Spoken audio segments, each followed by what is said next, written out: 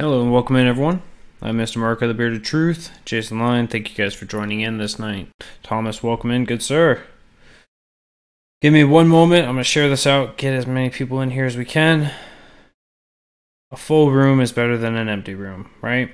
So I appreciate you guys for helping out, for getting the shares out yourself. And here we are. Looks like the Dems won Arizona. That is, yeah. So the cinema thing is certainly a topic that needs to be hit on. Yukon, thank you so much for the inviting followers and the retweet. Thank you, sir. My internet just died. Good. This toaster that I'm trying to operate off of, not cutting it at all. But it is what it is. So welcome in, everyone. It's Friday night, 7 p.m. Eastern. Irish welcome, Kimberly. How's it going? Amazingly enough, right now is the deadline. The deadline for Snipes. Snipes has to give out by 7 o'clock tonight in accordance with a judge ruling. Let me see if I can pull up that exact one. This one was it. A Broward judge ordered the county's elections chief to turn over the Rick Scott's campaign for the U.S. Senate according to a total of ballots cast and a breakdown of votes by category, all due by right now. Please don't cut myself. All due by right now. So, for those of you who've been missing out on what's going on down there in Florida, Broward County, we had issues with the 2016 election. I think that there was another issue I think it was the 2002 election, the hanging chads issues. I think Broward County just is a giant syndicated voting issue. Gun control saved us in Australia. I know Australians and they say that didn't work. But so I think that Broward County is always a focal point and is always a fundamental issue of what's going on down there, within their voting. What had occurred was originally Rick Scott was whooping that ass effectively, right? Not Rick Scott. Let me pull this one up again. I'm sorry, following all these different things. Rick Scott came out and he's the one who's been coming out with the Governor Rick Scott. He's been coming out and he's placing issues on this. And it's all about, it's because of the entire state is voting on this. And 3 days later, right, the votes happened on Tuesday, and we still don't have them having a full tabulation on this.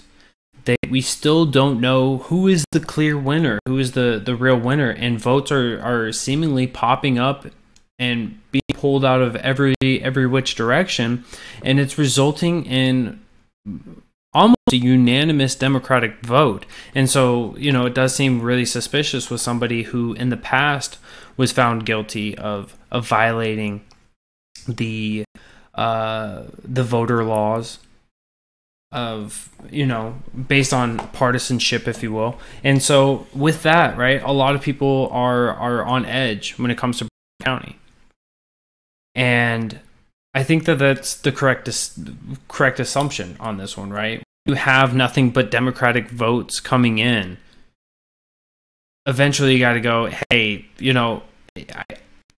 I can do simple math. And 2 plus 2 in this situation is somehow adding up to, 35,000 votes. It just doesn't add up. There's not really that much, there really isn't that much logic behind the idea that almost every single one of these votes are coming in for the Democrats, and it's a being led by, Barbara Snipes, being led by her, who's been in favor of the Democrats in the past and has violated the law in the past. So it's one of those states, it's one of the couple of states that's been having this issue. Arizona is another one of those.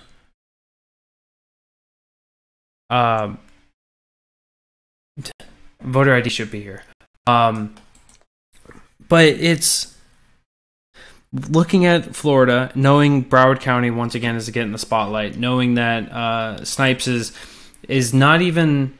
She's just accepted it. She's just accepted that people are going to be asking her questions. And if you look at the way that she's answering these interviews, she's really getting off the demeanor of being aggressive, of not being, all right, maybe something is, maybe I'm in over my head. Maybe this is too much work. If it's an honest attempt at doing this, and, you know, she hasn't created a system that is able to streamline this and be able to be as effective as the other states, or I apologize, other counties, or if it's a legitimate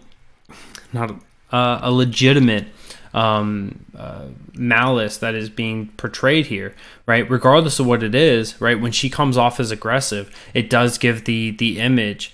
It does give the image that, you know, there is quite a bit of malice behind this. The way that she's been shady, the way that she won't even allow people to observe the way that these ballots are being counted and everything else.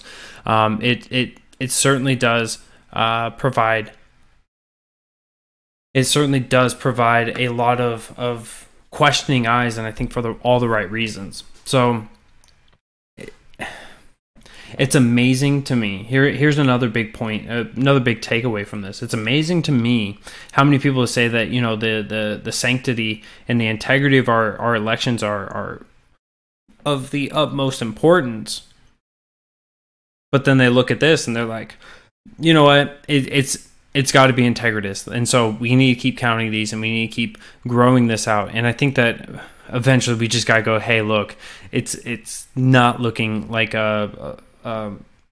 it's not looking like a process that is even adhering the laws, let alone adhering good moral standards. So, you know, let's see if we can get her out. I think that would be the best for the state specifically, is to get her out, have her stop running this, get somebody in that can either A, be effective if she's just ineffective, or have somebody in there that's not going to violate multiple Florida public record laws.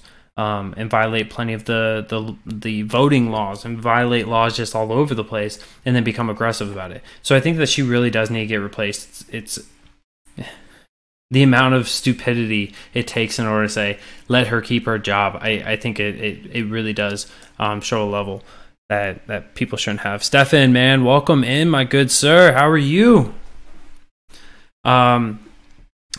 So look at Georgia, the guy running for office of the head of the voting commission. Yeah, so you know, everyone wants to look at those things and say, you know, there's obvious foul play amongst these issues because somebody is oversighting something and has a strong personal desire in order to swing things. And I think that we should be extremely critical of them. We should focus on it in a heavy manner, but just saying you can't do this, I think that's not necessarily. I don't think that we make people guilty just because we can understand that there's a desire there for them. It is the way that it is, and it sucks. While we're talking about elections, while we're talking about the consequences of elections, we can see the short-sightedness of some people who were elected. You know, I saw a great article about one of them from New York, and the article was, you know, after seeing that she had 78% of the votes, she provided a teary-eyed concession speech. And I think that would be so true in a lot of ways, right? This is a satire site, Babylon Bee, and this is obviously about Alexandria Cortez, Ocasio-Cortez. But when we throw away the satire, when we throw away just trying to make light of the situation, you can look at her, and she's actually right now, she's concerned because while she's been campaigning to grow the government and to get more control over your lives, whether it's through providing you with free education, whether it's providing you, Fritzer, welcome in, whether it's providing you with universal health care across the country. She wants to grow the government and keep growing it and take more from you. She doesn't have the forethought in order to understand or be able to figure out how to get a place to live in Washington, D.C. Cortez's children are not going to the Electoral College. That's a good one. She doesn't know how to find a place to live, and she doesn't know what she's going to do. So now she's in this giant conundrum. A giant conundrum. I'm going to D.C., I'm going to Washington, and I can't find a place to live. So she's asking people in Olympia and Seattle to see if they know any good places around them. That would give her a shorter commute, but of course, you know. It is what it is. The woman, while she may have a degree, doesn't know anything. Knows very little. She knows how to talk well, and she knows how to, show an open hand of all the free goodies, and that's how she was getting everything.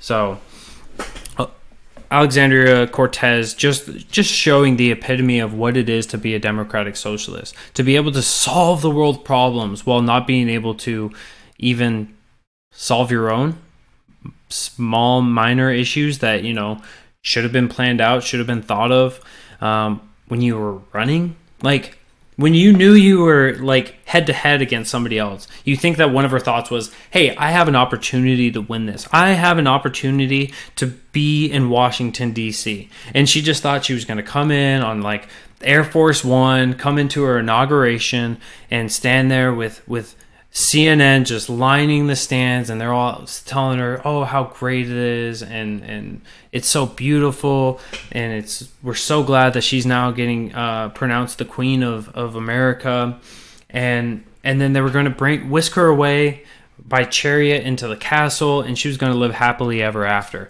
But of course, right, getting out of the democratic socialist intelligent view of things, going back into reality, she realized, hey, I just won this election and I have no idea how to adult. Anybody got any ideas? Right? I've been a bartender. I can make a beer. If I give you a beer, will you give me a place to stay? She's showing that she's going to be a great member of Congress, right? No forethought. No plan ahead. Just as soon as something comes up, go, I can't do this. I don't know what to do. It truly is. She's going to fit right in with a lot of people there in Congress, right? Instead of having the forethought, instead of being able to look ahead and understand the things that are coming up, make plans, and set yourself up for success, she's just flying by the seam of her $5,000 pantsuit or whatever it is, right? Looks like the Republicans declared victory too fast in Florida, Arizona, and Georgia. Yeah, I mean, if you want to count taking votes in for the next couple of days and until the Democrats win as onerous and integritous, then sure, you know, let's go that way. She can be their Speaker of the House. Yes, could you imagine Alexandria Ocasio-Cortez being the Speaker of the House? I immediately go back to her discussion, her interview on Israel, and she was talking negatively about Israel, talking positively about Palestine, and she was talking about like Israel was invading Palestine, and so the interviewer like stops and like asks another question about it, and she's like, look, I'm not the expert in this area. And it's just like, you've displayed you're not the expert on anything that you've really spoken about, so I would agree you're not the expert, right? But people are just so misguided these days. They're willing to say, look, they promised me free things, and so that's good enough, and that's how she gets what she gets, right? That's how she's become a New York representative. If I was a New Yorker, if I lived in New York right now, I would be going and door knocking right now and campaigning against her and being like, if you voted for her, I would go straight down the Democratic ticket. Every voter that's registered as a Democrat, I would go to each and every one of their houses and ask them what it was that she did for them. Because I think that those will be the easiest people in order to get votes from, right? To actually have a conversation with them, break this stuff down, and you can change the minds of many by doing that. And I think that by her winning the election, as bad as it is, I think it's a referendum on every one of the voters that did vote for her. We're talking about Alexandria Cortez. She gets points for being smoking hot. See, that's subjective, right? She doesn't get those points for me. I don't find her that attractive. I think her eyes are a little bit weird. I think that's been speculated on by a lot of people. Her smile is kind of weird. And I genuinely just don't like her aura. I don't like the person she personifies. Like, it's just not a good person. All right. So people are already starting to talk about the guns. So let's slide into the next one. Cortez is going to be great. Give her a chance. If she had one good interview, I might lean towards let's give her a chance. But she didn't have a single good interview. She didn't have a good interaction anywhere that she went. If we recall back, right, it's she called it catcalling for Ben Shapiro to challenge her to a debate, and then the day after saying that was catcalling, she goes into her Republican to the person on the Republican side that's going to be challenging her, and she goes and stands in his front door and is yelling at him saying, "You need to debate me." So I think it's amazing, right? I've never seen an instance in which Alexandria Ocasio-Cortez was portraying herself in either an informed light or in a positive light or in an intelligent way or in any way that was indicative that she would be a good representative for anyone else. So I'm sorry. There are people that I'm willing to give a chance on, but you can't blow it the first 46 times and expect me to give you the 47th chance. The original me coming in with the fire. President Trump has a better chance of getting pregnant than Cortez doing a good job. Oh man, she's not seasoned yet. She'll learn. Yeah, she's gonna learn and she's gonna fail. All right, so let's get into the gun violence. Let's get into the gun control. Let's get into to the laws, to the state, and everything else, because this was something that I deflected earlier. I didn't want to talk about it earlier. I wanted to get into this. How do we stop crazy white guys from shooting us? Well, you protect yourself. You defend yourself, right? We can't stop stupidity. We can't stop insanity. We can't stop all these things. Certainly in an environment in which people will talk about things, but they'll never actually be there to help work for the change, right? We're like, oh, we don't like crazy people. We don't like racists. And so we're just going to attack the racist. Rah! And it's just like, yeah, you just created more racists. That's good. I'm proud of you. And then we want to figure out how to stop these things, and we don't stop, take a breath and look at these in an objective way to figure out, hey, what works and what doesn't work. I completely agree with you, Matt Wavel. We do need constitutional carry in South Carolina. Absolutely. We need constitutional carry across the country, because that is in accordance with the Constitution, in accordance with the Second Amendment, right? The right of the people to keep and bear arms shall not be infringed, and in accordance with Section 6, Article 6, Section 2, which is the Supremacy Clause, right? The Constitution and the laws and the pursuance thereof, ... are the supreme law of the land. Therefore, the Second Amendment should be supreme, and any law and every law is unconstitutional. But all right, so let's get into the more pragmatic side of things. Let's get into the discussion of what happened down there in California. Commie California getting brought into the news again. We had a wonderful bar, and the bar was a Southern bar, a country bar, and a 28-year-old veteran with PTSD, had a couple of conflicts in the past. California did not invoke the red flag law against him, so they didn't come and take his weapons away. He did have a standoff with the police, in which the police officers did draw their weapons against him. But after a therapist was there on the scene, was able to talk with him and rationalize things, they found out that this individual was not a threat to himself or to the people around him. And so it's so he has a little bit of a history, and basically what happened was he went in for a glorified suicide. He goes in and he drops a bunch of rounds. He had extended magazines, so instead of the normal 10 to 13 rounds, he did have a 24, 25 round magazine. So he was breaking the law of California. California says you can't have extended magazines, and he said, I don't believe in laws, and did his own thing. So then he goes into a bar, and he starts shooting people, right? Despite the fact that there's a law there that says you can't shoot people. And you can't even point a gun at somebody unless in self-defense. So he's violated 2 laws there, well, 3 laws, including the magazine. And then he starts shooting people. And he, not just shooting at people, but shooting people, which is another crime. And then he kills some people, so that's yet another crime. So with the 12 dead, 11 injured, right? He's violated the law multiple times over. I'm sure that if we just add one more law to this, if we just add that one more golden law, this is the law that's going to save everyone. This is the law that is going to save Americans across the country. And that is, guns are bad, okay? No, but what the fundamental issue around the people that are advocate for gun controls, they say things like what we've already seen here tonight in the comment section, right? Gun control saved us here in Australia. So Australia, the place where when they did invoke their gun control, their gun buyback system, they only lost a third of the guns, right? So a third of the guns were sold back to the country. And after that, since then, the guns have actually grown once again back up to the normal population, back to before the same way. Hermit, welcome in, my good sir. So the gun control thing didn't even work down there in Australia. It's really a non-issue. If you want to go look at Britain, you go look over there at those crazy loons. Let's see how it worked over there. Well, it worked so well that now they've banned knives. It worked so well that now they're trying to ban acid again. It worked so well that they're banning memes, right? And so this is the exact slippery slope argument that is continually being made in defense of guns, right? Just because you don't like this gun and you ban that gun, there's going to be another gun that you're going to want to get banned, and you're going to continue to ban all guns until every single weapon is taken.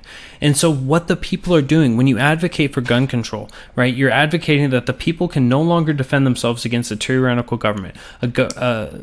You are advocating that people are unable to defend themselves with weapons of opportunity that are not just a weapon, but an equalizer, right? It is a fundamental issue. We need responsible gun regulation. So Troy, you said gun regulation. If you would like to, please elaborate on a couple of those points that would be made that would set up another stopping point in which people would not be able to obtain these weapons and be able to not be able to have these weapons and be able to use it against others, right? And this is, of course, going off with the statistic of at least 93% of homicides are committed with the gun's non-legal owner, i.e. the operator of the firearm during the killings was not the gun's owner. So there was already laws being broken to get to that point. Also, mass shootings, 98% of them occur in gun-free zones, right? Another place where we legislate a soft spot, a soft target. And so it's you get into this logical fallacy. You get into to basically insanity, where you expect one more law is going to provide a different result. One more law just makes it to where the law-abiding citizens are now at more of an uphill disadvantage, right? They've got to go uphill and even more to be able to obtain weapons to be able to protect themselves, right?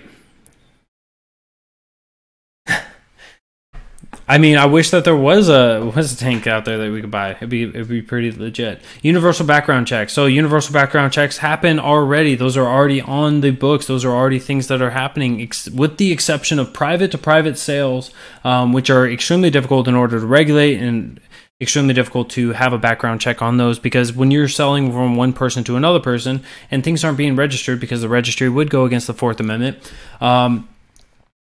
it's difficult to have that way. Take away guns from the mentally ill and domestic abuse owners. So when you talk about the mentally ill, there has to be a quantifiable thing, right? You can't just say somebody is mentally ill, therefore they cannot have a weapon. You also have to be able to diagnose these things. Who's paying for the diagnosis? Who's paying for the process in which this is happening? Is 100% of all gun owners going to have to go through a therapist? Who's paying for that? Because the gun owners shouldn't be having to pay for services in order to practice their rights that are bestowed upon them by their creator, right? The natural rights of being able to defend yourself with weapons of opportunity equal to or greater than those that want to aggress against you. Domestic abuse owners. So you're talking about an actual violent crime, all right? We can actually get somewhere with that, right? Absolutely. If somebody is committing a violent crime against another, right, we can have at least a discussion about that. Outlaw trigger fingers. Yes, cut the trigger fingers off. Cut them all off. Molan Labe, yes, sir. You want to know what else won't save us? Inaction. Ooh, inaction. So this is actually calling what I am saying as inaction, I think is wrong. I hope that that's not what you're trying to portray by that comment. What I would talk about, and what I've always been talking about, is the idea that these gun laws actually make it more difficult for people to protect themselves. If we open that up and allow more people to protect ourselves, the statistics from the CDC study from 2014 where 500,000 to 300 million lives are saved each year because of the use of weapons, whether it is brandishing them or utilizing them in a defensive manner. 500,000 to 3 million lives are saved each year. As we relinquish more laws, as we take the government and force them to be more abiding and adhere closer to the intent of the Constitution, we will see those numbers continue to climb. We will see less people be killed as soft targets are diminished and taken away, right? There will be less mass shootings because people are afraid of being killed. People want to kill themselves when they do glorified suicides like what this individual did in California.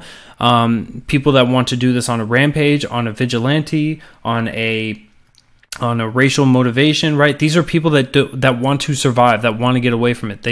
They're accepting that they will be willing to kill themselves, but they do not want to be killed by others. They don't want to get killed by the police. They don't want to get killed by armed civilians. They don't want to get killed by others. They want to kill themselves, unless of course the motive is the police. But either way, right? Setting up more people and allowing more people to be able to protect themselves is the right answer. PTSD should be on that list as an illness. So you believe that PTSD is a determining factor, that if you have PTSD, you're unable to defend yourself. I think that that's extremely disgusting and egregious, right? So I have PTSD. So you're saying that I should not be able to protect myself, my family, and everyone else. I have been diagnosed with PTSD, right? Doing nothing isn't acceptable. No one is saying do nothing. We need a march on DC to throw out the shadow government. Ooh, shadow government. Yeah, but PTSD doesn't mean you don't have free will. Exactly right. PTSD just means that you have struggle, you have triggers, and you have different issues that bother you. We could say those suffering from Donald Trump syndrome, or derangement. I think it was Trump derangement syndrome from the election, that they can't have guns. That would be kind of interesting, right? Those with Trump derangement syndrome cannot have guns. Just take away everyone's. PTSD is not synonymous with violent behaviors. Absolutely right, Hermit. Absolutely right. See, my PTSD, here, let me give you guys a little bit of insight. Let me personalize this a little bit, because I don't want to sound like a narcissist. I don't want to sound like I'm a victim or anything else. I suffer from PTSD. I struggle with that. I get through it. I work through it. But PTSD does not shut me down. PTSD does not make me violent. PTSD, well, it does shut me down in a lot of ways. It makes me depressed. It makes me anxious. It makes me worried. It makes me paranoid.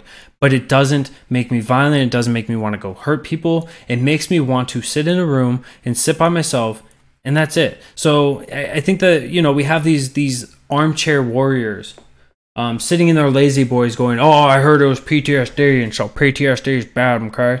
Right? There's also a spectrum whenever it comes to any mental illness, disorder, or condition in which that should also be within this qualifier. And when you are saying that the rights of one is controlled by the rights of another, I think that we're also getting into a gross discussion in which we're telling people you are less than human, or you are an equal human, right? Find a cure for cognitive dissonance. Oh my word. If we could find the cure for cognitive dissonance, political discussions would be shut down so quickly. Oh, it would be beautiful. I have PTSD too. I am keeping my gun. I am not crazy. I'm not a fan of showing everything, but apologize for the noisiness, right? I've got mine sitting by me right now. We had a guy walking around our property tonight, just about an hour ago. So I'm keeping that on me just in case of something gets funky. I had PTSD a few years ago and just wanted to be alone. I think that people have an opinion on PTSD, don't have a clue about PTSD. Ooh, The Real Original Me just hit on a huge political discussion point that covers more than just PTSD. I think that people that have an opinion on gender dysphoria don't have a clue about gender dysphoria, right? And for a lot of people, that's transgenders, that's transsexuals. For people who suffer from identity or gender identity disorders, right? So PTSD isn't a factor. I'm not saying PTSD is not a factor. I'm saying that PTSD is not inherent to being a factor. It's not exclusively a factor. I'm saying that there are people that have PTSD and they're being blamed because of that PTSD. PTSD affects everyone in a different way. But I would also say that somebody has PTSD, they could be more volatile. They could be more violent because of that. And it's not because of the guns, right? The gun is just an opportunity. The gun is a tool. It can be used in an offensive manner or a defensive manner. That's the way it is, right? That's the way it is. But I really do like that point that you made, the Real Original Me. That was a great point, and that really does hit a lot of people, right? A lot of people don't understand the economy, the tariffs, and how those work, but they've got a strong opinion. They've got a real strong opinion, and don't you dare go against it. They can't explain it to you. They won't be able to back it up with evidence, but they've got a real strong opinion now. Gun control never works. They want to disarm law-abiding citizens, as the criminals will always have the guns. Violet Sky coming in with the basic, fundamental truth of what it is that laws actually govern over. Laws only govern over the people that want to abide, and it punishes those that decide to break them, if you're able to find them. More people die of medical malpractice than guns. Yes. And depending on if you want to add in abortions as a malpractice, which I believe that because malpractice is bad practice, and I think that killing people based on just desiring it would be that, the number even gets even worse than that. You can be the sheep and you can be the wolf. As for me, I will be the sheepdog. Like it, cut. So it's this entire topic around the gun control thing. I think it's always interesting whenever a shooting happens and it gets hugely publicized. Meanwhile, people are still not talking about the Sutherland Spring shooter from that church. If you guys remember that church down in Texas, right, where the guy was I forgot who it was. Somebody was portraying that entire situation. They were portraying it as a man shooting fish in a barrel, because all these people were locked inside this church, and he was standing at the doorway just dropping round after round after round after round after round into this place, just mowing people down. And down the street, right across the road, was an NRA instructor. I believe it was Stephen Wilkins. And Stephen Wilkins grabs his AR-15, that angry, that monstrous war machine of a rifle, which is a fully semi-automatic rifle that fires 1,500 calibers per second. He busts out his AR-15, comes down there, got a scope, locks in on the dude, pops him between the armor plates, pops this guy between the armor plates and gets the man to flee, saves the lives of many. But this is a situation which people don't want to talk about, that good guys with guns save more people than waiting on the cops, because as we all know, when seconds matter, the police are minutes away. So why don't we allow people to be able to protect themselves? Why don't we allow people to protect themselves? Because we see the tools as an issue instead of the people who use the tools in a bad way as the issue. So what do you suggest we do about this mass shooting problem? So, with one of the statistics that I provided was that over 98% of mass shootings occur in gun-free zones. You want to reduce mass shootings? You reduce gun-free zones. You allow people to carry. You allow people to carry it. You allow people to defend themselves. You tell them, hey, I can't protect your life, right? This is what the government should tell people. As much as we want to protect the people of America, as much as we want to protect each and every citizen from the wrongdoings of others, the reprehensible actions of taking the life of another, as much as we want to be there and protect everyone in every instance at every second, We are unable to do this. And because of this, we implore you to be able to not only learn how to utilize a firearm to be able to protect yourself and the lives of those around you, but we also encourage you to become more aware of your surroundings. Understand wherever you go, whenever you go into a place, know an exit route. Find an exit route when you're walking in. Be observant of the areas around you. Be cognitive about everything around your environment. You should know what is happening, and when things go down, you need to be the person that is the leader that is going to help everyone else be free, right? When everyone comes together and everyone is being a leader in a situation like that, that's when it just takes one person to bull rush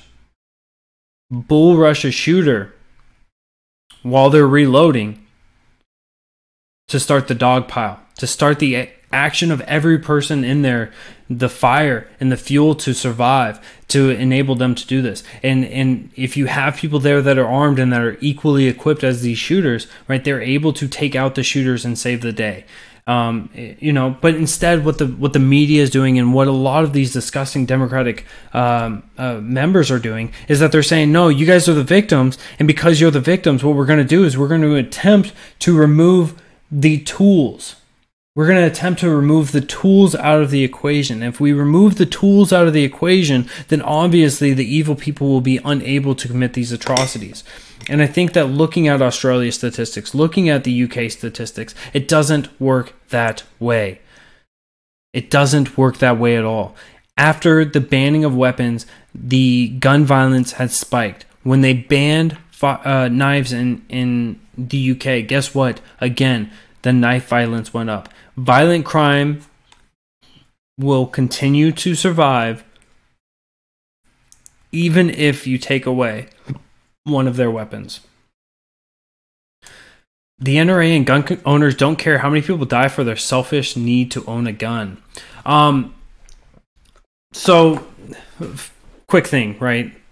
Suck on this, Trump. I want you to think about it like this, right? I am a Second Amendment advocate. I'm a huge Second Amendment advocate, and I hate the NRA. You know why I hate the NRA? Do you know why I hate the NRA? Because the NRA is in it for the money. The NRA is not doing it for the Second Amendment. The NRA is not doing it so that people are able to protect themselves. The NRA has, in the past, advocated for different gun control measures. If you don't believe me, look at them right now on bump stocks. They are advocating for bump stocks. They're saying this is going to be the sacrificial lamb. After the fact that machine guns, fully automatic machine guns, were already the sacrificial lambs. After the fact that weapons that were used by our military, those were the sacrificial weapons. After, flamethrowers, after those were the sacrificial weapons. After everything that has happened, after every weapon that has been taken out, they justify another thing to be the next sacrificial lamb. They're running down this slippery slope. So I wanted to make that quick point about the NRA. The NRA is not a Second Amendment advocate. They're an advocate for people having guns, but they're not an advocate of people being able to have the weapons of their choice, to keep and bear arms, and to not infringe upon that. And your idea that we don't care how many people die for our selfish need to own a gun. So I do care about every life that is taken, right? This is why I talk about these tragedies, because it's disgusting that 12 people were killed because some guy wanted to have a glorified suicide. I do care exactly how many people die, and that's why I advocate for them to be able to protect themselves, because I know the state is unable to do that. If gun-free zones don't work, why doesn't Trump allow guns at his rally? His guards have guns. Why? So this is actually one of those things that, Troy, you're actually hitting on one of the topics that I really talk about a lot, and that is with the legislators, right? The legislative branch, right? It's amazing that Chuck Schumer has a Class 3 weapons permit. And so he actually goes out and shoots fully automatic weapons. He shoots silenced weapons. He shoots weapons that are generally not acceptable for the vast public, or for the majority of the public to own or operate. So he uses these because he's above the law in that effect, right? Trump has, his guards have guns because he is the president of the United States. Secret Service, of course, is there to protect the quote unquote most important man in America, or woman, when we get to that point. And so, the protection of them is of course, because, there's a lot of lefties out there right now that really hate Trump and that want to actually commit acts of violence against him. There's countless of pieces of evidence backing that up. But it So all of these legislators are out there protecting themselves, but they're advocating that you can't protect yourself. And so, it is a fundamental issue. It is an issue with all of our politicians. It's your right to protect yourself and your family. Absolutely agree. NRA does not even want smart gun. What? Okay. Should I be able to keep my gun at a Trump rally? Answer that and why. So in my world, I would say yes. I would say that there should be no place in which you are unable to have a weapon whether it's in a public setting or if it's in a private setting, right? If I was a business owner, I would tell you you can have a firearm on you. I want you to be able to protect yourself because I don't want to be in a situation where something goes wrong and you're unable to protect yourself, and now I have your family coming after me, right? I'm an advocate of you being able to protect yourself. Of course, when you get into private property, when you get into private instances, and Trump buys out the places that he goes to, and so he rents these places, he gets to control that, right? As a free market advocate, as somebody who says, I don't get to tell you what to do with your money or with what you purchase, with your property and everything else, he gets to make that decision. If you disagree with that, you can either A, not show up, or B, face the consequences if you do show up, right? Same with Obamacare. Good for us, not for them. So if I have my gun and they have theirs, isn't it fair game? Trump is being a hypocrite. So Trump is there for the protection of himself, and with the vitriol that he's facing, he doesn't trust the people that are coming in, right? We've seen violent actors coming into his rallies, and so he's making the decision on that. If you want to call that being a hypocrite, that's fine, right? That's fine. You can call him a hypocrite. That's completely up to you. But the point being made is that it is a private event and he gets to dictate over that. You will soon be one of the statistics. Ooh, what statistic will I be on? Is that one of those nice tolerant threats that the lefties always make? Yeah. Ugh, disgusting. So we talked about Alexandria Ocasio-Cortez not being able to afford her own money. We talked about the California red flag law that doesn't stop people from violating the laws, right? He had a Glock 21 45 caliber handgun. It was a legal purchase. He had mental health issues. Nobody called the red flag, so nobody went and illegally confiscated his guns without proper due process. He goes into a place and violates multiple more laws, kills people and strikes people down. But of course, it's just one more law. That one more law is going to save us. That's the law that's going to save us. We talked a little bit about what was going on with the votes, whether it was in Florida, whether it was in Arizona, or whether it was in Georgia, right? Talking about how the optics of this is truly, it truly needs bipartisan support to say this is not the correct thing. This is not the correct way that this is all going down. And there's still much more big news that still we need to hit and we need to cover. And the next big one that I really want to talk about, it's just a matter of time. See, that's why I carry. It's because I'm not going to be one of those statistics. But that's fine, right? You can hate me all you want to for having a gun, for having my firearm, for protecting my life, for my family and everything else. But I think you're a disgusting individual. I hope that you do reflect on the words that you say to people and telling people that you'll be one of the statistics, because I think that shows more about your character and how little you think about people who dissent from your views. You are not an empirical person that is sounds of like you're an intelligent person, but it is what it is. Who's my congressperson? So which congressperson are you speaking of? Are you talking about who's my representative for the House of Representatives? Right now it's Trey Gowdy, and then soon it will be William Timmons, who's a disgusting individual. When it comes to the Senate, we have Lindsey Graham, and we got Tim Scott. So I don't know, Based Alpha, if that was a Bongino question, right? I don't know if you guys saw that. So this was actually something I wanted to cover with you guys a couple 2 weeks ago. Bongino went on the Mark Levin show, and he had a caller, and the caller was just completely irate, just completely hysterical, and just bombastic. And he was just like, "All right, you don't sound like you really know that much. Who's your congressperson?"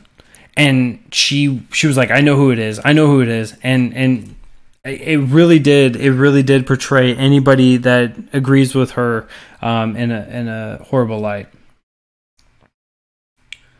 People like this are part of the problem. Yeah, people that say that you're going to be a statistic, yes. You got Trey Gowdy here. I love it. Yeah, got that Trey Gowdy look. You know, I know a lot of people don't get to see a lot of the Trey Gowdy ads. The last time that Trey Gowdy ran for the 2016 election, his ad that went on the local radio stations was him just going into the barbershop, getting his hair cut, and then he walks out. Like that's how confident Trey Gowdy was. That's you know, being able to have an advertiser like that and just be able to poke fun at yourself and be like, yeah, I'm still running. You guys remember the hair? That's me. Let's go. Give me your vote and let's keep on keeping on. And so, you know, that it may not have gotten him much votes, but it certainly was a great advertisement by Trey Gowdy. So anyways, getting back to the big news. What was this? This was Wednesday? Thursday? July 13. No, not July 13. Oh, that was a picture from way long ago.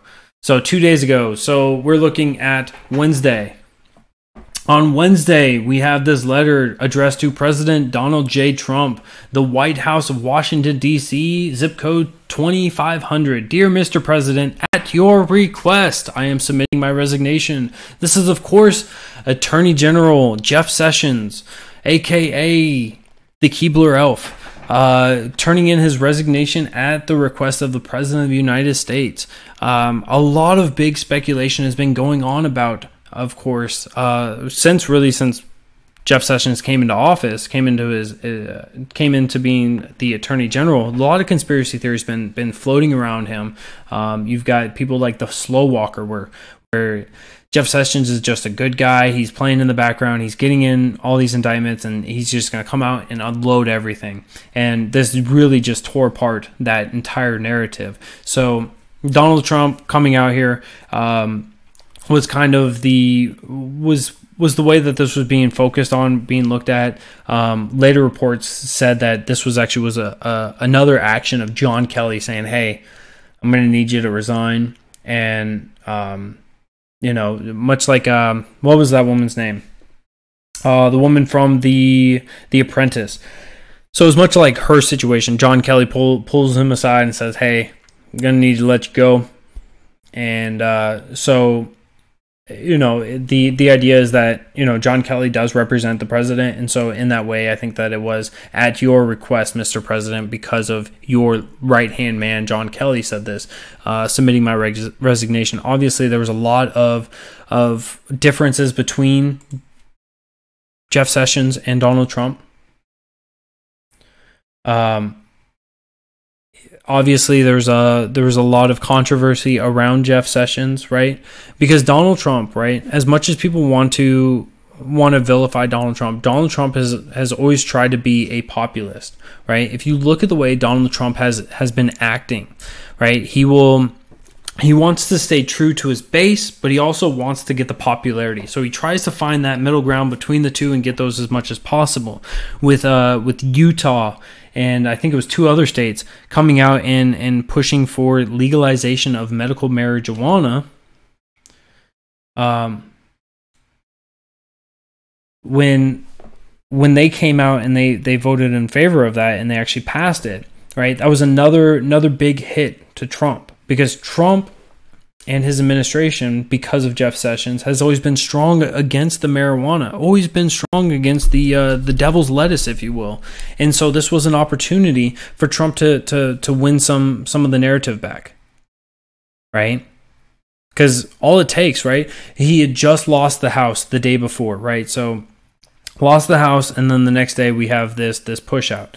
And so Jeff Sessions stepping out. Now if we bring somebody in there that's positive on medical marijuana, that's going to be a positive light for President Trump. He may be able to swing a couple more votes and help out bolster his 2020. And so there's that optic. I hope that the next person also is not a huge advocate for the civil asset forfeiture in the same way that Jeff Sessions was. Jeff Sessions was like, look, if it's in this country and a cop pulls you over, you just take it all. Just take the car, take the Lamborghini, take the pictures out of the guy's wallet. Take whatever it is, you could have it, and then we'll make them fight through the due process to get it back. And so there's a couple big controversies there, opposed by the majority of the populace on that. Also, of course, the Mueller investigation has been the big narrative by a lot of the left, by Scarborough, by Chuck Schumer, by Nancy Pelosi. A lot of people have already been speculating and talking about that. And that was that Trump getting rid of Jeff Sessions is obviously to get somebody in there to strangle on the Mueller investigation, shut down the investigation, and to protect himself. I don't know. I'm not sold on any way on that, right? We'll get into Ginsberg as well. I'm not really sold on any way on that, because when you look at that, if he is trying to, if the bias and the narrative is that he's corrupt and he's doing this, right, then it would behoove of him to not have somebody that's recused to be able to fight for him in that instance. He brings in Whittaker, who has been quoted as being against the Mueller investigation, calling it a witch hunt and everything else, and generally siding with the president. Bringing him in, and the thought is that he brought in Whittaker so that Whittaker could just come in, strangle out the funding towards the Mueller investigation, and artificially put it to a halt and stop it. We'll have to see if that does come out, right? That's obviously going to be a fundamental issue. I think that regardless of which side you're on, you should be advocating against it. My hair looks like yours, and she tells me I look ridiculous. Who says your hair looks ridiculous? That's not very nice of them. But so I think that there would be an issue there. I think that we've gone on long enough. I think that the narrative is kind of set in stone, right? With all these indictments and nothing really surrounding the 2016 election, with nothing really pinning anybody during that time doing things to ensure that the president, or then candidate Trump, becomes President Trump. With all of that, right, eventually we go, all right, we've been going for 2 years now. Can we get something? And we haven't gotten it. And so a lot of people are getting upset. And I think I think people are at least being objective when they look at it that way as well. So basically the best thing that we can do is just let the course go. Just let it keep going, and we'll see how it plays out. The more that you infringe upon it, the more that you force it, right, the worse off that you're going to appear to the public.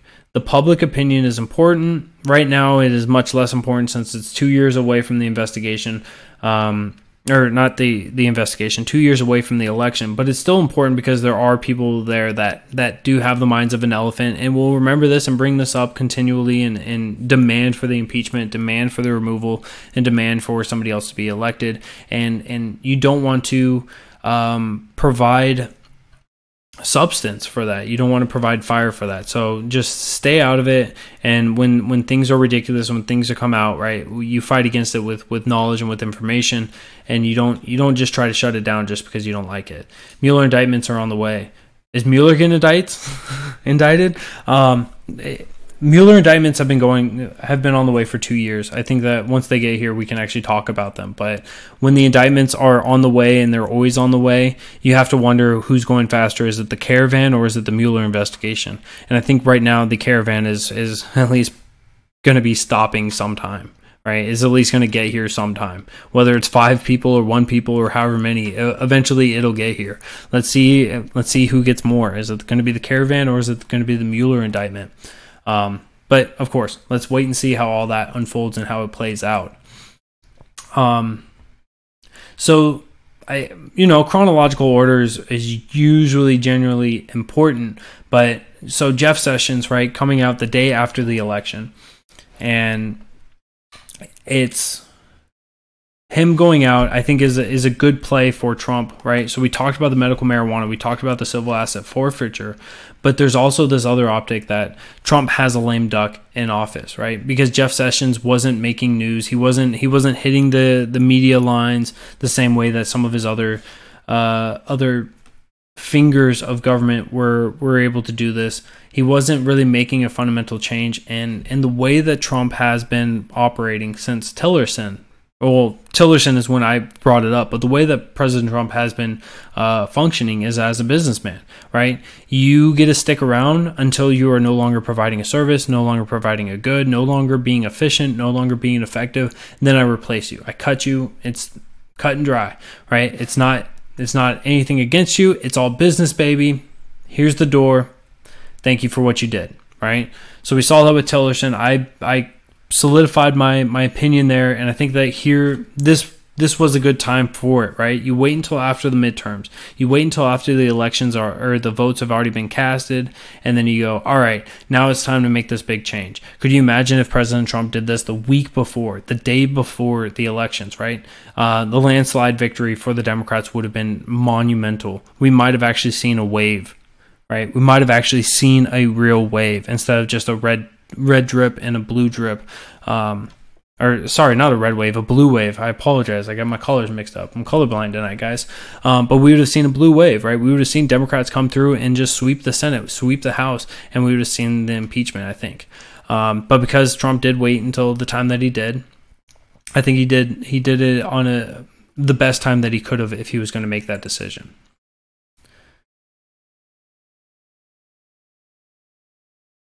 Hold on, I'm reading the comments. Brickheart, welcome. Thank you.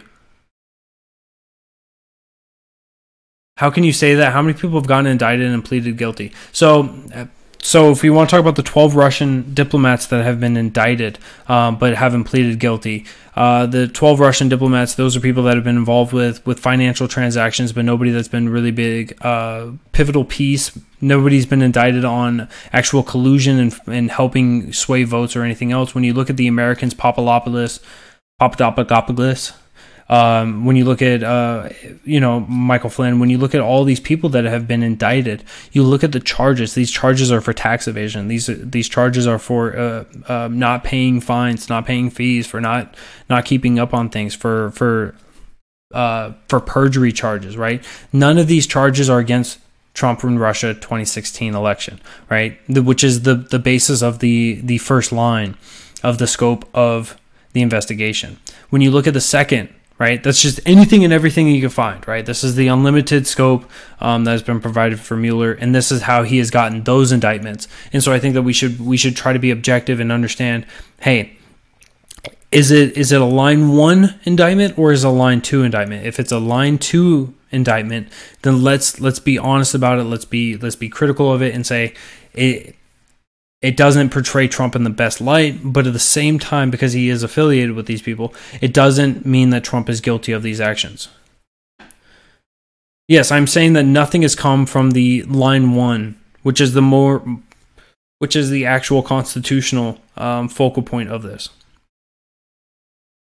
Exactly. Your old charges, they use them to try and get Trump. Yes. So it's the idea that you squeeze the weasel. You squeeze the weasel until the weasel squeals. Squeeze the weasel. Yeah. So you squeeze the weasel until the weasel squeals. And so you just keep squeezing these things and you hope that something comes out, and then they go into jail and you're like, I can't squeeze them anymore. They're in jail. They're in prison. I can't do anything else. And they move on to the next one. That's what we've been seeing. It's what we've been seeing. So yes, it looks damning because big names are being thrown out there. But the problem is that the mainstream media won't focus on what was scope 1 and what was scope 2. Was it the unlimited scope or was it with the actual Trump Russia 2016? That's one of the big fundamental issues. And Lori, you're absolutely right. There is no there. This was something that we saw from Peter Strzok. Peter Strzok in his text messages saying there's no there. When we look at the FBI's investigation, and they were like, there's no there. When you continually see that, and then now we have Robert Mueller actually running somewhat of a pretty tight ship, not allowing leaks. We can't say that there's there still. It's just it's a huge issue. Let's not pretend how Clinton started with Whitewater and ended with Monica. So the Monica thing was only an issue because under oath and threat of perjury, he said things with regards to his relationship with Monica which were disproven. And so it was that perjury. It wasn't the matter of being with Monica. So if he was like, I was getting a beach from Monica in the Oval Office, right? Sure, right? You'd have Republicans demanding that he be removed from office immediately, but then it'd be like, so he defied a tradition, right? He did something that was unbecoming of the office. And certainly there should be a discussion warranted with that, but I think it would be a little more difficult to see that be impeached versus a perjury charge. So, yes, right. Clinton and Monica obviously was a situation in which an impeachment had occurred, but not obviously he wasn't removed. But it was, yes. If you're listening to the Fox fake news, you would think that there was Russian collusion. Understandable. Yeah, I mean, if you listen to people that have a narrative that don't want to give you all the facts about it, right? You're gonna believe whatever they tell you. If people believe everything that I tell them, right, they're gonna be like, all right, there's nothing there. There's not much there. We'll sit around. We'll continue to wait, and if something comes out, then I'll get my pitchfork. I'll get my torch. Right? I'm down for that. No, that was not a white supremacy. Before one of you social justice warriors get mad, white supremacy reference. I will be there right with you if there is actual reprehensible things such as colluding with another government in order to get help. But I also think that we should stop being hypocrites and stop advocating for different members of our own country that have been colluding with other countries, that have been involving themselves with the elections of other countries. We should probably start denouncing that and starting getting against that. Why fake news when they have all come true? So, Ripper, I don't think you've been listening to the conversation. It's fake news because of the narrative, right? Because when you give a false narrative and you're saying, look, the indictments are coming, the indictments are coming, the indictments are coming. This is the thing that's going to tip Trump over. And you keep portraying this narrative, right? You have people at the edge of their seats and they're like, now is the time, and people are getting outraged, and you have the dial turned up to 12, even though it's only supposed to go up to 10. And you just keep going on this for 10 or for 2 years, right? Eventually you have to agree. Right? You're manufacturing a narrative, and that is effectively what the fake news is, which started with the Democrats creating fake news, creating that term fake news, which was taken and manipulated and controlled now by the Republicans because of Trump. It's a really interesting history that was going on with that. So, but yeah, there was let me pull up my notes. I've got a couple more. As you guys could tell, the name was not long enough, and so there's a lot more. Jim Acosta. Oh, man, I can't believe I almost forgot about this one. So we're going to be doing a little bit of an extended show tonight. I hope you guys don't mind. I hope you guys have been enjoying the discussion thus far. But Jim Acosta's situation has been spurring up so much hate, so much vitriol, so much fake news that it's really important. It's really important that we come through and we shut this down and we actually hit this. So if you guys missed it, right, Jim Acosta being Jim Acosta, and Jim Acosta loves to talk. Jim Acosta loves to control the discussion, and he objectively, he is quite rude in the way that he handles himself with his line of questioning. It is about, if you agree with Jim Acosta, right, he is trying to ask the questions that you want answered. And so with that regards, Jim Acosta is trying to do his job. The problem is that Jim Acosta doesn't look at Jim Acosta in an objective light. Jim Acosta looks at Jim Acosta in a loving way, in an endearing way, and truly the only way that he is the ego, not the ego, his self-image of himself is perfection, right? He is the closest thing to, if you believe Jesus Christ was the perfect man, he is the closest thing to Jesus Christ ever, right? He will never objectively look at himself. And so Jim Acosta is in there and he's asking questions. He's like, look, you're vilifying the caravan and it's disgusting, and trying to ask questions, trying to prod questions, and Trump is shutting them down, right? The feud between the two have finally come to a peak. And so Jim Acosta is trying to talk over Trump the way he's always done. And Trump says, you're done. I'm not taking any more questions from you. Jim Acosta is not done with Jim Acosta's voice, right? He's not done hearing himself, so he keeps on talking. There was an intern that came up and wanted to take the mic from him because you know, people don't always make the best decisions in these situations. And so she tries to grab the mic from him. And Jim Acosta stands there and he like pulls it away a little bit. He you know, he's not actively like swatting her or like, but he's trying to, you know, give the body image that no, I'm not done yet. This is going to keep going. I need to hear this. And so he's continue on talking. She tries to reach 2 times over the top, and when she reaches to the under his arm, right, his arm comes down a little bit, and if you even want to call it a bumping her arm away, it looks like it's just coming down. He bumps her, right? There's clips that have been being broadcasted and being shown where they speed it up, and it looks as if he hits her a lot more aggressively than the slight negligible bump that had actually occurred. And so people are spun up about this, and I think that really we got to slow down, try to look and see, listen to the audio on the videos. If they're not matching up, she got bruises. I've not seen these bruises. I'd be interested in seeing those. Why, Kimmy, welcome in. Does anybody know her name? I will quickly verify this. I want to quickly look that up and see if there is truth to her bruises, because I don't see how that is. He chopped her arm. See, this is, I think that people have seen this, right? So anyways, besides that, so the situation happens. There is a slight touching between the two individuals, whether it's a bump, whether it's a hit, regardless of whatever it is a slight touch between the two individuals, and then Donald Trump becomes enraged and he gives him a piece of his mind. And so Trump has now verbally went after Jim Acosta in that situation. I think that if Trump saw her and there was an actual attack of aggression, I think that Trump shouldn't be the only one. You're good, Kimmy. I appreciate you for joining in nonetheless. And so looking at that, right? Looking at that situation, right? If she was being hit, I think I'm more disgusted with the fact that all the other journalists that were there, that were looking, none of them stepped up. None of them wanted to say, this is disgusting, Jim Acosta, why would you do that? And so it was only Donald Trump that really said something. It was only him that said something, which is another step that I want to take as a piece of evidence that maybe it just got over exaggerated a little bit, right? We have a doctored video, and now we have the president who spoke out immediately to it. So those two situations, it doesn't portray it in the best way.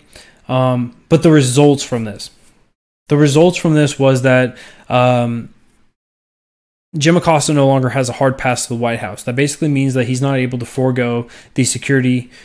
He basically before, when he had a hard pass, he'd be able to walk through and just go into the pool or the press pool, sit there, ask his questions, talk over the people he's asking questions to, and be a general rude journalist, if you will. So he had that removed, and now he's being banned from there. He's being banned from the White House. I think that this is as wrong as Jim Acosta is, as rude as Jim Acosta is, as disgusting of a journalist as Jim Acosta is. I don't think that it is the right thing to say this person said a bunch of rude things and therefore they're not welcome in the White House. For a couple of reasons, right? And 3 of them. He wouldn't give up the mic. I agree he wouldn't give up the mic, but I don't think that warrants another hit. So there's 3 parts of the First Amendment that are the big focal point that I want to point out, right? And so the First Amendment, of course, is protections of the people from the government. The government can't go against this. Vicious, welcome. And the first one, of course, is free speech, right? People are able to say disgusting things about other people. That's a First Amendment right? Hate speech is protected speech, and disgusting speech is also protected. There's free press, right? The government doesn't get to tell you who's allowed to be the press, who's allowed to do this, who's allowed to do that. And the third one is the redressing of grievances, right? So if he's redressing his grievances in the way of being a journalist, right? He has that right and that authority. It is not up to the government in order to silence that and to prevent that. Now, I think it is completely disgusting that CNN continually uses Jim Acosta, and I think that should be a referendum on CNN's ability to hire objective journalists, and I think that this should be a referendum for people who are seeking a mainstream media source to know that that's not somebody that you'd want to go to. Acosta should have sat down when he was asked to. Absolutely agree. Are there rules that journalists must follow? Yes, there are general rules in which journalists must follow. And you know, if you were to make that explicitly clear for these people, and when you say, look, if you violate this, you're not going to be coming in for this part. You're not going to be doing that, right? I think that would be one way. I agree with the removal of the hard pass, right? Let him come in through security. If you have concerns with somebody, if you have actual concerns with somebody, I wouldn't give them a hard pass either. But I also just don't agree with the idea that you say this person is banned. This person is banned because of the words that they said, because they said things that were rude. That is all that was left. That was all that was left of this when you look at the evidence. And so he said things that people disagreed with, and he kept talking, and so he was banned because he was using his voice. And I think when you break it down to that level, I think that we can all agree that it shouldn't be the government's role to determine who is allowed to ask them questions and who is not. It does move in that way, and I don't think that that's the right answer necessarily. But only certain people have access to the president for a reason. Yes, I agree with you on that, Lynn. None of the journalists have a right to be in the White House. You're getting into questionable territory when it comes to who has the right to be in the White House, because the White House, the government is supposed to be transparent and allow the people to come in and be able to see the transparency of it. It was in the defiance of the rights of the others. If you could expand upon that for me, Fritz, I would appreciate that. So his defiance of the rights of the others. Are you just saying like their right to the time and to be able to speak and ask their questions? He should be admonished and put on leave for a time. So a very short span, right? If he was to be banned for like 2 days and you know, be like, hey, we need to have a sit down, we need to actually have a discussion, right? If they were to handle this more like adults rather than making this somewhat of a publicity stunt, and I think that because of the bombasticness of the way that Trump vocally punched back, I think that kind of ups the ante and stepped up the rhetoric a little bit, and I think that that's where the adulting in that room really ended. And it is what it is. So they're there for the people. I wouldn't say they were there for the people. They're there for their people. I wouldn't say they're there for the people, right? It's just like the government, right? Your specific members of Congress, they're not there for the people. They're there for their people. And that's the way that it is, right? Whoever elected you, that's the people that you're going to be working for. If it was your party that got you elected, you're going to be working for your party, not for your people. If you got elected because of the people and not because of a party, such as like President Trump, right? Then you're more of a populist in the way that you want to run. So it's all about how you got elected. You know, when I run, I'm not there for the party. I'm there for the people. I'm there not in the way that I'm like, hey, people, I'm going to listen to you. I'm there because I want to be able to provide you. I want to strengthen you. I want to provide you guys with the ability, the tools and the opportunities to be able to be prosperous. And I want the government to get out of your way in every possible. But that's, yeah.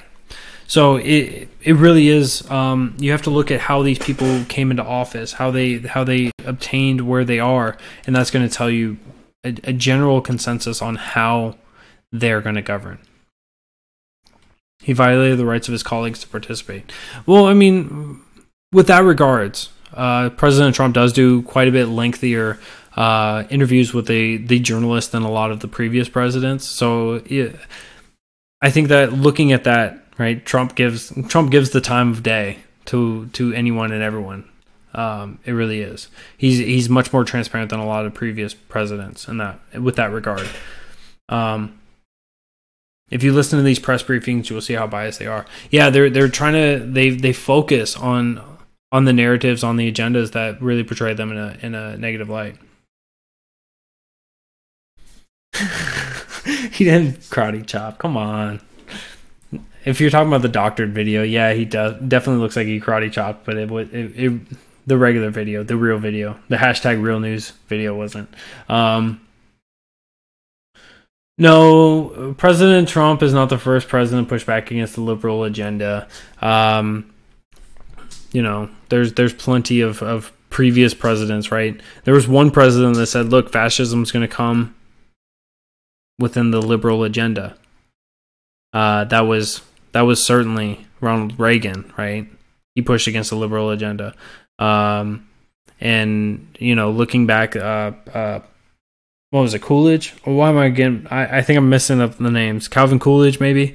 Calvin Coolidge was definitely pushing against it and, like, just tearing apart, just ripping the government at its seams. And Coolidge was a great president with that regards, if I'm getting the name right. I for some reason in my head, I don't think that's the right answer, but, you know, cutting regulations, just destroying things and really bringing power back to the people. That was definitely pushing back against the liberal agenda. He knew he couldn't strike her, so he karate chopped her. But, all right. There was one more story that I wanted to cover with you guys. The Tucker Carlson. There we go. So, for those, I've been bombarded with people in the past, in the recent weeks, and it was all violent rhetoric comes from the right. And this always happens right after, you know, whenever the bomber happened, whenever some form of egregious, reprehensible attack occurs. They say, look, it's just another right-winger, despite the fact that, you know, the president and Secretary of Defense Mattis just received ricin. You know, let's ignore those facts and those statistics. So we now have Tucker Carlson.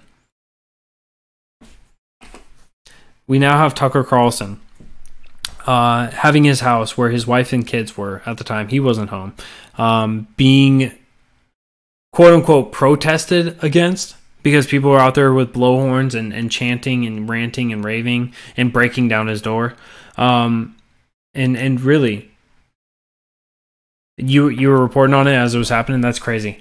I wish I would have seen the live stream.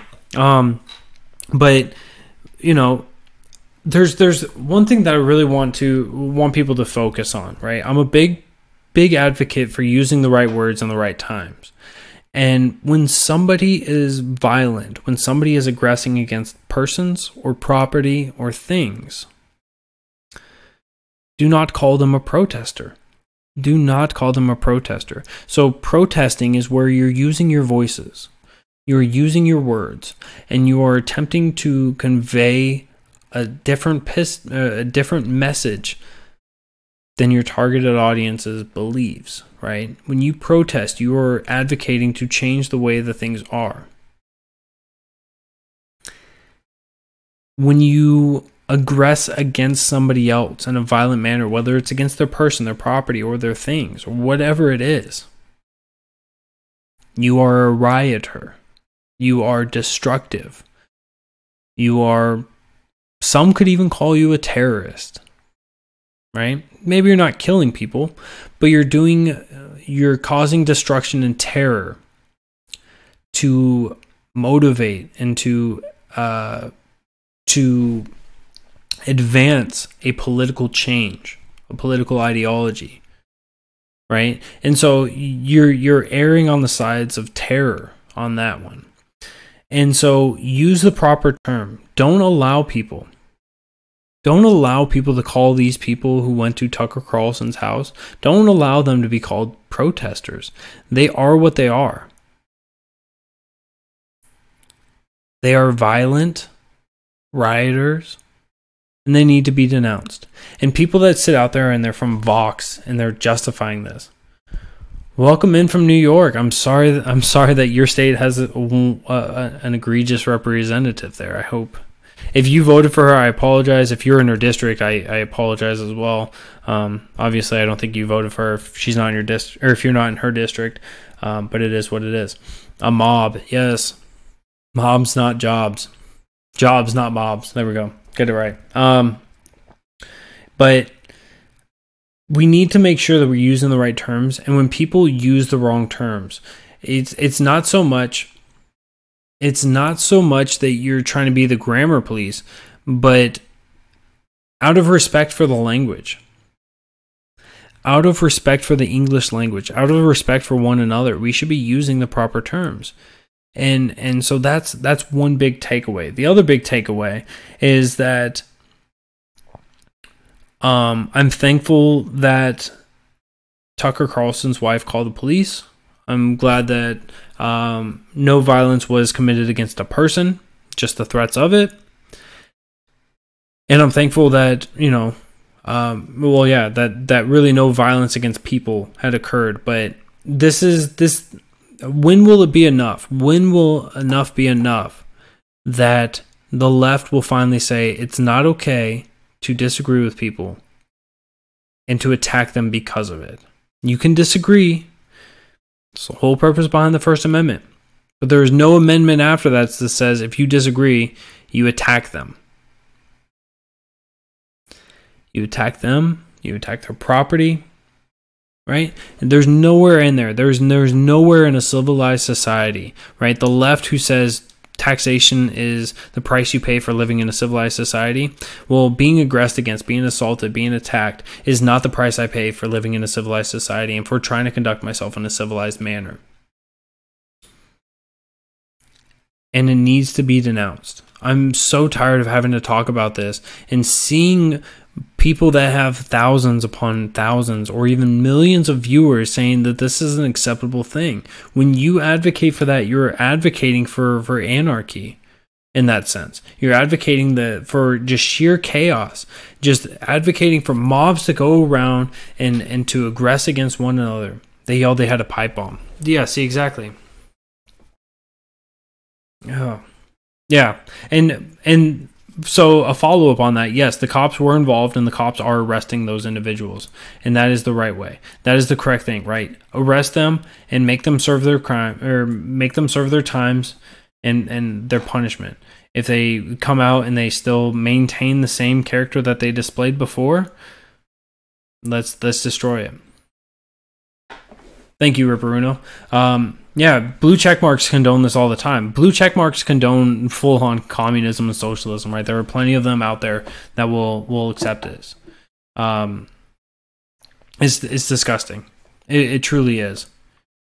And I don't know. I just see us continually devolving, just continually degrading ourselves.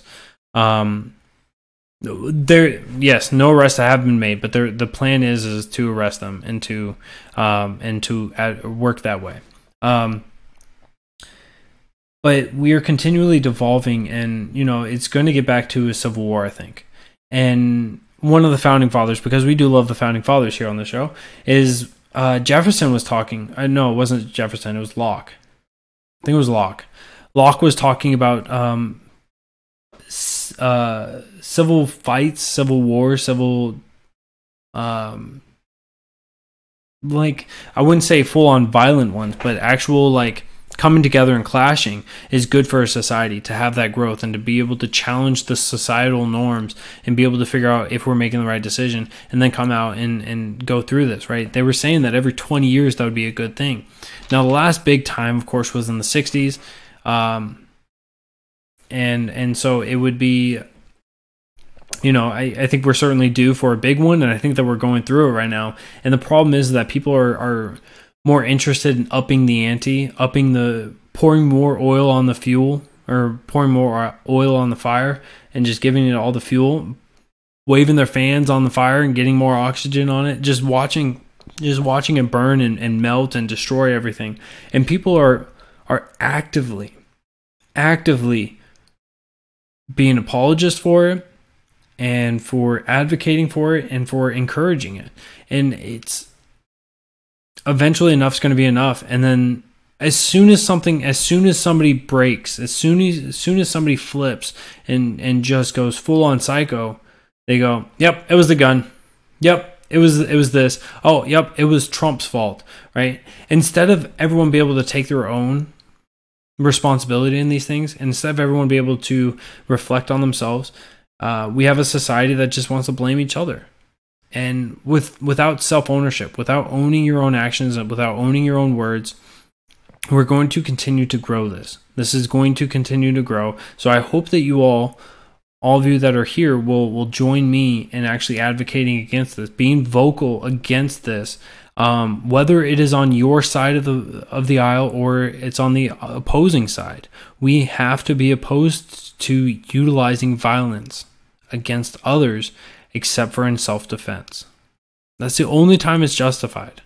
No other time, right? Somebody is walking around and they're like near your house, and so you just go and punch them in the face. No, right? Hey, you want to get off my property? No. You want to get off my property? No. Try to call somebody. Hey, police, I need this guy off my property. You don't have to resort to violence, right? You can get them off, and you can use your words, and until you are being aggressed against, there's no justification of utilizing violence. So it's a big message. It's really hard to get through. It's really difficult to not vilify, not to attack, not to create ad hominems, not to just demean people, and to not want to allow the internal anger to control your actions, right? We have to be better. We have to be civil, and we have to denounce the wrongs and support the correct. So that would be my homework for everyone. I'm certainly working on that each and every day to look at my side, look at every side, and say, hey, here's where things got messed up. Let's have some growth. Let's continue to advocate for a better America tomorrow, regardless of the party, regardless of the people, whoever is involved. We can say, hey, here's the things that are going wrong. Here's what we should do to fix it. And if it's just a repeated talking point, try to think of a new idea. Don't just use regurgitated partisan talking points time and time again and expect that, this time it's going to be accepted and this time people are going to listen to it. You have to change up your argument if you want to make change. So it is what it is. I appreciate you all for joining in tonight, Friday night. So that means that, it's not going to be Sunday night the next time you guys see me. It's not going to be Sunday night the next time you guys see me. It's actually going to be tomorrow night. So tomorrow night, 8 p.m. Eastern until 11 p.m. Eastern, I will be on the radio. I'll be hitting the airwaves, causing car accidents for all the people around Columbia, South Carolina. And so if you guys tune in tomorrow night, I'll be going live. I'll be on the radio with a great man, Shane Sweeney. And so I'm thankful for that. And so that's one of the things I want to do is bring that to you guys, because you guys need to hear this man. He's an incredibly intelligent guy, and having me on his show is truly an honor. So tomorrow night, make sure you guys are tuning in for that. If you guys missed that show, I will be going live Sunday night, 7 p.m. Eastern. I'll be here with you guys in studio, in the house, of course. And so thank you all for being here tonight. Make sure you guys don't drink and drive or ride with those who do. You have family and friends who care about you and love you deeply, and they want you to be safe. So make sure you guys get on back here tomorrow night, 8 p.m. Eastern, and I will see you guys then. I am Mr. Merca, the Bearded Truth, Jason Lyon. I hope you all have a great night and enjoy the rest of your weekend.